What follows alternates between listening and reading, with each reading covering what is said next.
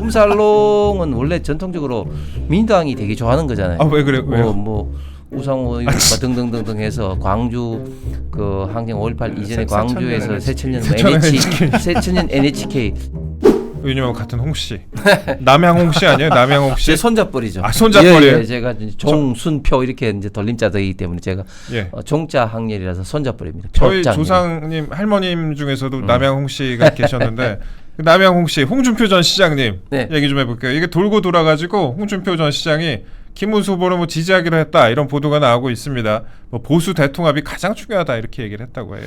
예, 지금 홍준표 홍준표 전 시장의 어떤 지지를 이제 얻기 위해서 홍준표 어떻게 보면 뭐 체포조라고 아니고 뭐랄까 뭐 소환단이랄까 뭐 어떻게 특별 설득조 네. 뭐 그렇게 이제 갔는데 특히 이제 그 중에서 이제 김대식 의원은 홍준표 후보와 굉장히 많은 인연이 오랫동안 있었죠. 이번에도 네. 사실은 뭐 비서실장이지만 사실상 어떤 자장 역할을 이제 했고 또 지난번 20대 대선에도 큰 역할을 했습니다. 네. 그리고 또 이제 유상범 의원 등과 홍준표 의원을 만나서 설득하고 또 애초 목적한 바를 달성하지 못하면 태평양에 빠져 죽겠다 이런 비장한 네. 가로 왔는데 당연히 이제 빠져 죽지 않아도 될 것 같습니다. 일단 홍준표 후보가 돌아와서 김문수 후보와 같은 선대위에서 같이 유세를 하고 뭐 할지는 모르겠지만 선대위까지는 또 아니라고 하는 것 같은데. 어쨌든 이제 최소한 이제 지지를 하겠다 이제 선언을 이끌어낸 것은 저는 대단히 좀 긍정적인 이미지다.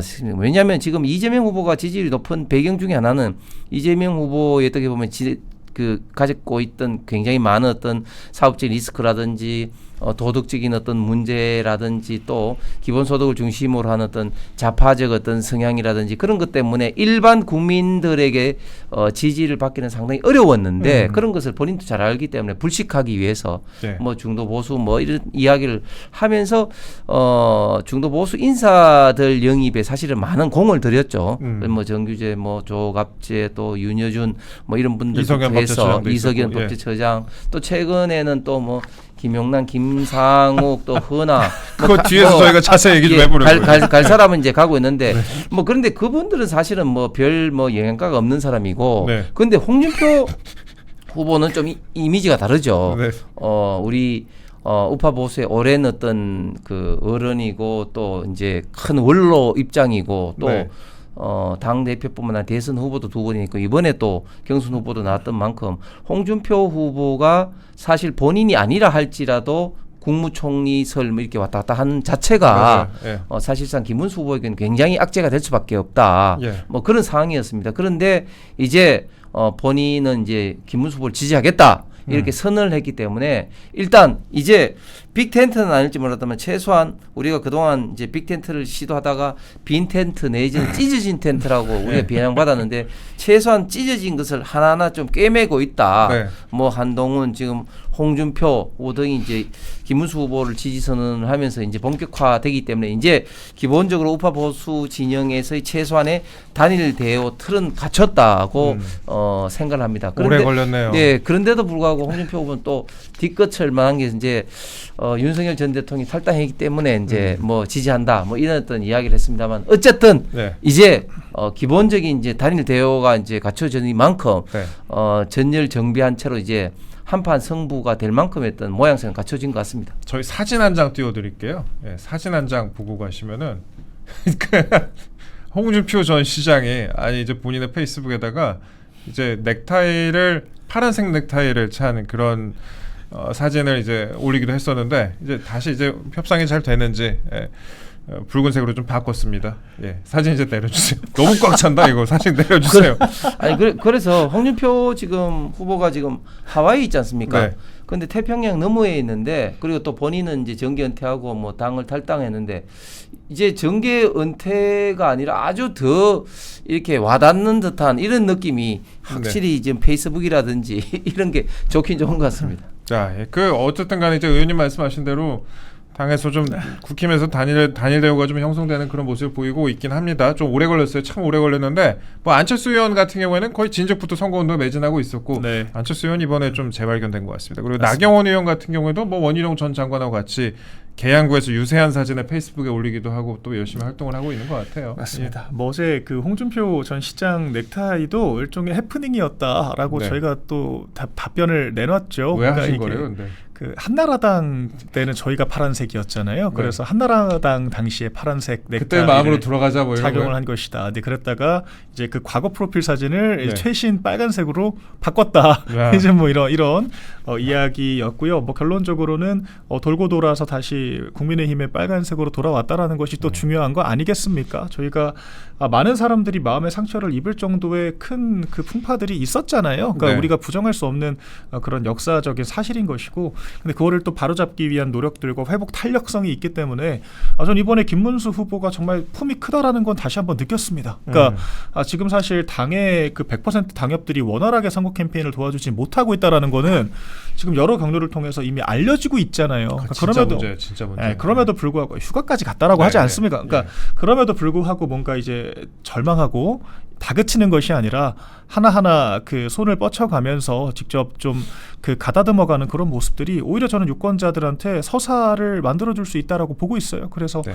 일단 저희가 확장할 수 있는 기본적인 이 내부 결속은 된 것이다 어제로서 저도 그렇게 평가를 합니다. 이제 한 분 남아 있는 것 같은 한덕수 전 총리. 예, 우리 앵커께서 이제 말씀을 하셨는데 사실은 이제 이번에 주요 이제 경선 멤버 중에 이제 안철수, 나경원 의원은 이제 처음부터 정말 그 내일보다 더 발벗고 뛰었죠. 특히 안철수 의원 같은 경우는 뭐 대장선을 따르라 이런 어떤 이야기를 하면서 정말 다른 사람들에게 또 뭐 다그치기도 하고 해서 안철수 의원의 뭐 재발견이다 가치가 다시 새롭게 이제 조명되고 있고 한데 사실 원희룡 장관 같은 경우는 처음부터 굉장히 열심히 했습니다. 그런데 잘 보이지 않게 이제 숨어서 잘 열심히 했는데 이제 나경원 의원이 이제 선거운동 하다가 발견돼서 이제 그것이 이제 화제가 됐는데 처음부터 굉장히 열심히 했다 이런 말씀을 드리고 이제 한덕수 후보가 남았는데 한덕수 후보 주변에 있는 분들은 이미 이제 그 선거운동 특히 이제 선대위 일부도 합류하셨고 열심히 하고 있습니다. 잘 아시겠지만 뭐 이정현 지금 이제 공동선대위원장도 그렇고 그러나 또 한덕수 후보 갖고 있는 여러 가지 이미지 즉 정책적 이미지 또 통상 전문가의 이미지 이런 것들이 굉장히 있기 때문에 한덕수 후보가 합류해서 선대위원장으로서 하루하루 계속해서 정책 브리핑을 하고 미국과의 통상 문제에 대해서 언급한다면 정말 얼마나 그 김문수 후보에게는 어떤 천군만마 같은 그런 역할을 하겠습니까? 그렇죠. 저는 그리고 한덕수 후보도 지금 여러 가지 어떤 돌아가는 어떤 분위기로 봐서는 조만간 합류할 어떤 가능성이 굉장히 높다 봅니다. 마지막에 한덕수 후보가 아마 합류하지 않을까 하는 관측.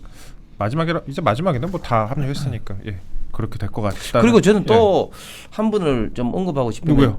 이낙연 전 총리를 언급하고 싶은데 이낙연 총리가요 지금 각종 방송 특히 유튜브에서 민주당과 이재명을 엄청나게 세게 그것도 합리적으로 비판하고 있습니다.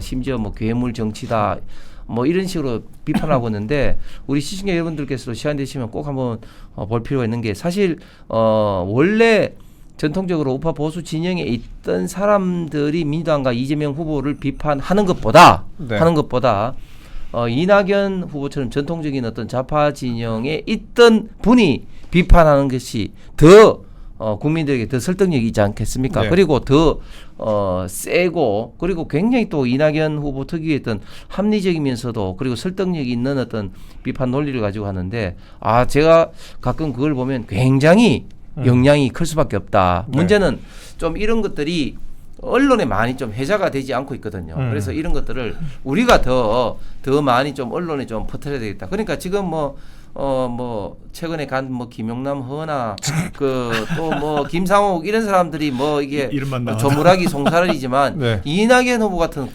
번고래 같은 그런 분들이 지금 현재 막 바다를 휘젓고 있기 때문에 지금 그 이재명 호가 굉장히 이제는 기우뚱기우뚱할 수밖에 할 수 없다 그렇게 이제 생각이 됩니다. 모든 사안을 엄중하게 보고 계실 것 같긴 한데 저희가 한번 기회가 되면은 이낙연 전 총리도 한번 방송에 초대하는 그런 시간을 가져보도록 하겠습니다. 아까 이제 김상욱 의원 말씀하셨는데 서은아 전 의원이랑 김상우 의원 같은 경우는 민주당 입당에 굉장히 열심히 하더라고요. 뭐 춤추면서 선거운동 굉장히 열심히 하고 박주민 의원 갖고 거의 뽀뽀하려는 척하고 주민이 형 이러고 이재정 의원에게 막 다가가기도 하고 애교도 부리고 뭐 춤 열심히 추고 열심히 하는 것 같습니다. 예. 허은하 전 대표도 뭐 이재명 대표에게 향하고 있고 김영남 전 의원도 그렇고.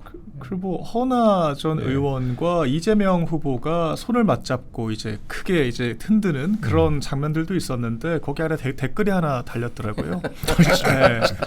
음주운전 뒤옷끼리 손을 맞잡았다. 뭐 이제 그런. 그러니까 제가 뭐 짓궂다. 그냥 있는 그대로를 제가 읽어드린 것이었고 김상욱 의원 같은 경우에는 참. 볼썽사납죠.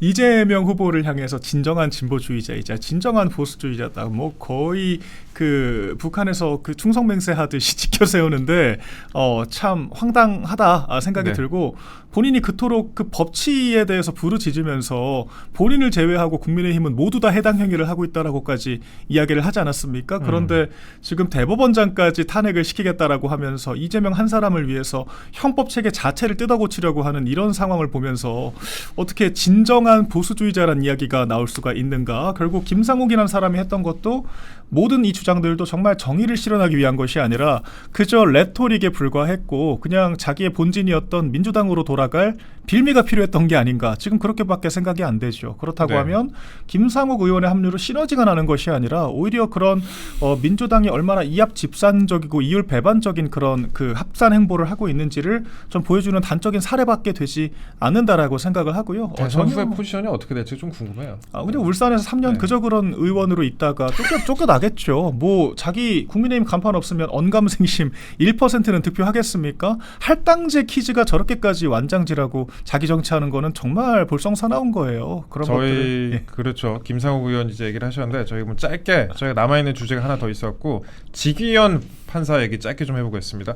정당이 저는 이런 거 처음 봤어요. 특정 판사에 대한 공격을 거의 일주일 동안 하고 있습니다. 이런 걸 좀 처음 봤는데 민주당이 직위원 판사에 대한 의혹 제기라고 해놓고 결정적인 증거 제시 없이 목소리만 높이고 있다라는 보도가 나옵니다. 뭐 중앙일보에서도 이런 식으로 오늘 아침에 보도를 했는데 일단 뭔가의 사진을 공개를 하면서 룸살롱 접대라고 해놓고 사법부가 입증해라라고 하는 것 같아요. 저 사진 보시면은 그러니까 이제 지기현 판사가 다른 지인 2명으로 보이는 사람과 함께 찍은 사진이 있고 그 옆에가 뭐 이게 이 가게 사진이다라고 공개를 한 것 같아요. 근데 일단 사진 이제 내려주시고요. 사진을 보면 한 장은 누군지 알 수 없는 이제 남성 2명, 그다음 어깨 동무한 사진이다. 그리고 다른 한 장은 또 이것 말고도 또 공개된 사진들이 있었는데 뭐 개방된 공간에서 평상복 차림의 여성과 남성들이 술자리를 하는 장면이다. 근데 이거는 지기현 판사는 아니다. 심지어 이제 어깨동무 외에 다른 사진들은 민주당이 사후에 촬영한 것이다라고 얘기를 합니다. 이거 보시고 어떤 생각 드셨어요? 정말 그 민주당이 좌표를 찍어서 정말 공격을 매섭게 하는구나.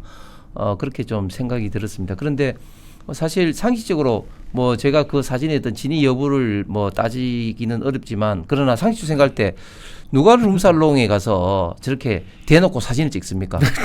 그리고 룸살롱은 원래 전통적으로 민주당이 되게 좋아하는 거잖아요. 왜 그래요? 뭐 우상호 의원과 등등등등 해서 광주 그 항쟁 5.18 이전에 광주에서 새천년 NHK 이름도 참 일본스러운 토착 어떤 외국인지는 몰랐지만 일본도 그 일본을 그렇게 싫어하면서도 또 찾아가는 건 또 새천년 NHK 가는데 그리고 그뿐입니까?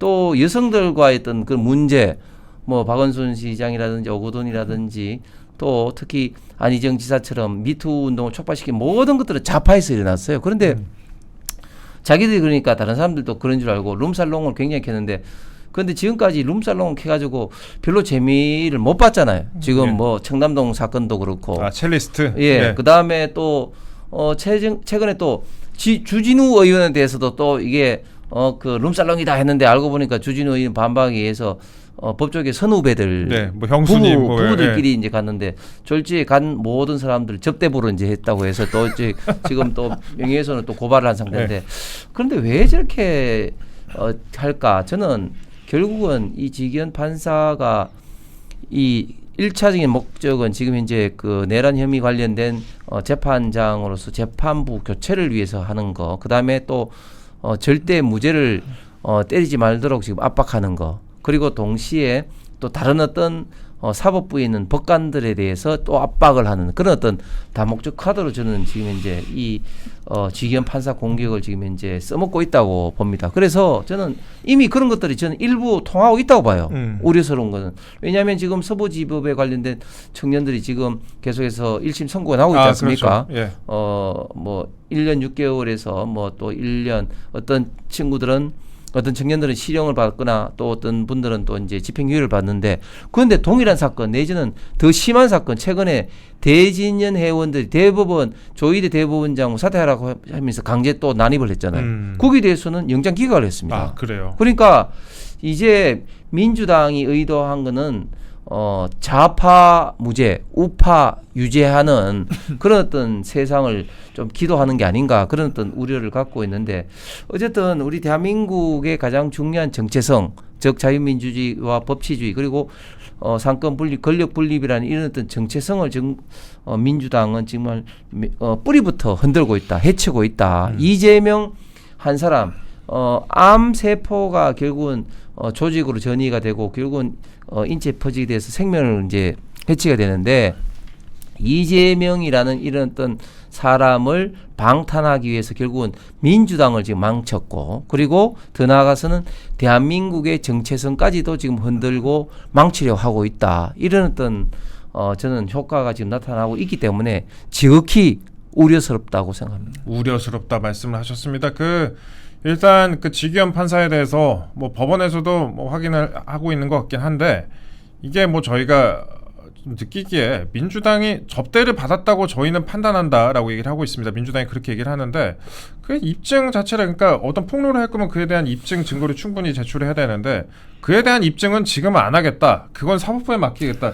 이거는 어떻게 해석을 해야 되는지 모르겠어요. 알아서 처리해라 뭐 이런 건지. 그렇죠. 그러니까 민주당이 고등법원에 탄핵 겁박을 한번 하니까 이재명 후보에 대한 모든 재판 일정이 선거 뒤로 다 밀렸잖아요. 다 변경됐잖아요. 한번 재미를 보고 나니까 조금 흔들면 길들여지겠는데 약간 이런 식의 좀 왜곡된 사고를 하게 된 게 아닌가 생각이 듭니다. 그러니까 아까 설명해 주신 것처럼 지기현 판사가 정말 일상적으로 찍은 그 사진 하나를 제외하면은 그 민주당이 갖다 붙이기 식으로 사후에 만들어낸 사진들이거든요. 그러니까 결론적으로 이것만 가지고는 전혀 룸살롱 접대라는 입증을 할 수가 없습니다. 그리고 그러니까 저는 딱 이 생각이 들어요. 민주당이 정말 먼 눈에는 뭐만 보인다. 네. 그러니까 이게 돼지 눈엔 돼지만 보이고 부처 눈엔 부처만 보인다라고 하지 않습니까? 그러니까 자신들이 아까 언급하셨던 것처럼 뭐 새천년 NHK 사건들을 비롯해서 좀 여러 가지 그 성적인 구설들에 휘말렸기 때문에 지금 김건희 여사에 대해서도 뭐 접대부다라고 하는 프레임을 몇 년 동안 씌웠었고요. 그러니까 무슨 뭐 한동훈 그 전 대표에 대해서도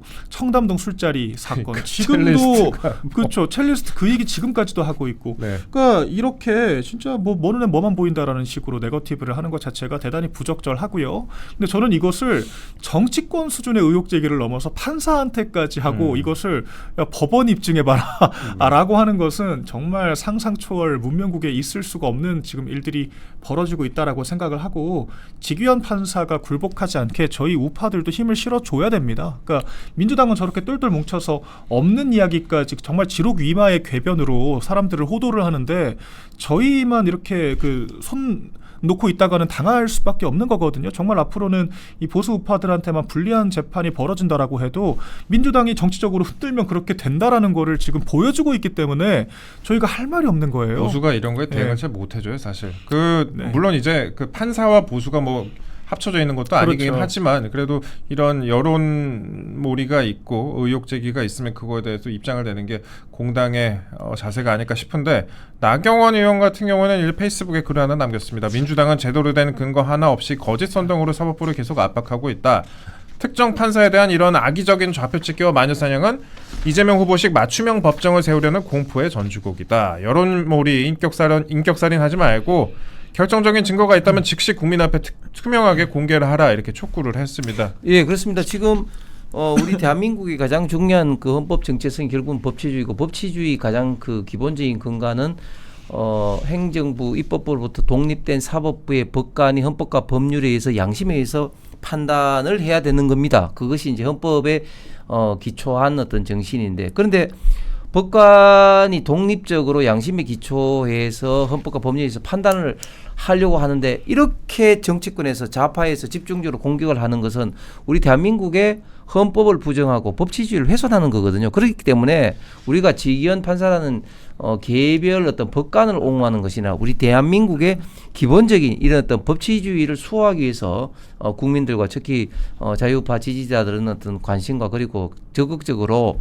국민의힘을 비롯해서 대응을 좀 할 필요성이 있다 하는 말씀을 다시 한번 좀 드리고 그런데 이게 보는 시각에 따라서 참 이 다른 것 같아요.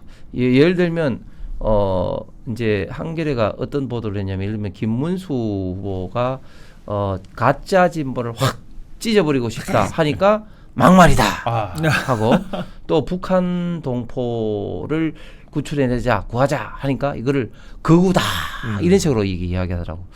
제가 김영남 의원하고 이제 SBS 라디오에 이제 금요일마다 이제 토론을 이제 하는데 제가 이제 좌파들 민주당의 이런 어떤 폭로 내지는 주장이 이제 가짜로 드러난 사례를 특히 이제 김건희 여사의 줄리라든지 이러면서 다 가짜로 드러났다 하니까 거의 가짜로 드러났어요 하면서 이야기를 하는 거예요. 청담동 술자리가 다 가짜로 입증돼서 이야기를 하고 또 명예훼손으로 저도 고발을 몇 번 당해 최근에도 고발당하는 게 예를 들면 그 캄보디아에 이제 가서 김건희 여사가 이제 화나했던 그런 이제 아는 그 부분에 대해서 장경태 의원이 이제 빈곤 포럼에서 비판을 했지 않습니까? 그리고 또 장경태 의원님 집중적으로 또 그 12.3 비상계엄 시에 또 김건희 여사가 또 이제 성형에 갔다 뭐 이런 데 그 시간대를 보니까 도저히 성형 갈 수 있는 그런 어떤 시간대가 아닌데 뭐 8시부터 뭐 10시 이런 어떤 이야기를 하길래 제가 이제 장경태 의원한테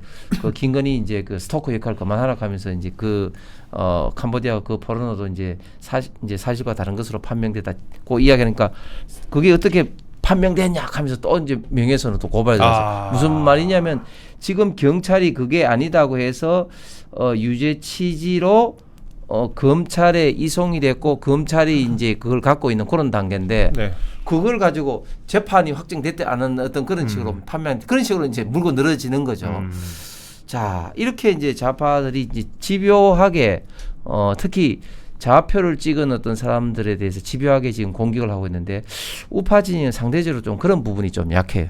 그래서 우리가 좀 더 치열하게 좀 싸워야 된다. 그렇지 않으면 우리 대한민국의 미래가 좌파의 손에 흔들릴 수밖에 없다. 그런 참 우려스러운 말씀을 하고 싶습니다. 제가 뭐 세력 얘기를 하는 게 아니라 뭐 좌표가 한때 찍혀봤던 입장에서 말씀드리면은 곱하기 3 정도로 갚아주지 않으면 그 계속 찍습니다. 그러니까 그 할 말이 있으면은 또 옆에서 이게 사실과 다르다 이런 부분이 있으면은 적극적으로 좀 해명에 나서야 된다라고 좀 말씀을 드립니다. 그리고 지기현 판사 같은 경우에는 사실 제 지인하고 거의 20년 30년 동안 아는 사이인데 그 재력이 상당히 많아요. 그렇기 때문에 이게 주변에서는 딱히 접대받을 이유가 이런 식으로 좀 판단을 하는 것 같더라고요. 뭐 저희가 그거에 대해서 구체적인 제가 사실관계는 모르니까 그러긴 한데 참고로 TMI로 좀 말씀을 드렸습니다. 저희 지금까지 박민영 대변인 그리고 홍석준 국민의힘 전 의원님과 함께 아주 상세한 이야기 한번 나눠봤습니다. 그래도 두 분이 제가 생각하기에 정말 정보의 깊이가 대단하기 때문에 오늘 시청자 여러분들께서 그래도 어느 정도 목마름이 좀 해소는 되지 않았을까 좀 생각을 해봅니다. 의원님 감사합니다. 감사합니다. 요즘 그거 잘 보고 있어요. 그 이거 다른 채널 홍보라 좀 그렇구나. 그 뭐 9시에 뭐 하시더라고요. 제가 할 수 있는 게 지금 이제 이런 어떤 그 대선에서 특히 좀 어려운 싸움 아닙니까? 그래서 한 가지라도 더 국민들에게 특히 자유파 국민들에게 좀 알릴 건 알리고 그래서 우리 김문수 후보의 지지율을 하나라도 조금 더 올리기 위해서 이제 시작을 했는데 조금 전에 좀 말씀했지만 그래도 좀 유의미한 여론조사가 지금 계속 나오고 있는 것 같습니다. 지금 뉴시스가 의뢰한 어떤 여론조사도 이제 말씀을 했지만 또 어제 그저께도 보면 지금 서울이 확 뒤집혔다는 거. 서울에서 지금 이제 6.5% 김문수 후보가 이겼다는 이제 여론조사도 나오고 있지 않습니까? 그리고 전화 면접은 ARS보다 확실히 지금 뒤처지고 있지만 전화 면접에 의한 리얼미터 여론조사도 역시 지난 여론조사보다는 김문수 후보가 4.5% 높아졌다는 이런 어떤 여론조사도 어제 또 나왔고 해서 확실히 지금 추세는 지금 오르고 있다. 앞으로 좀 시간이 이제 남았던 만큼 이 추세대로 쭉 간다면 우리가 충분히 이길 수 있는 싸움이다. 이런 것들을 최근 여론조사에서 좀 봐가지고 우리 시청자 여러분들께서도 희망의 해를 돌린 것이 아니라 좀 더 이제 용기를 갖고 우리가 좀 임해줬으면 좋겠습니다.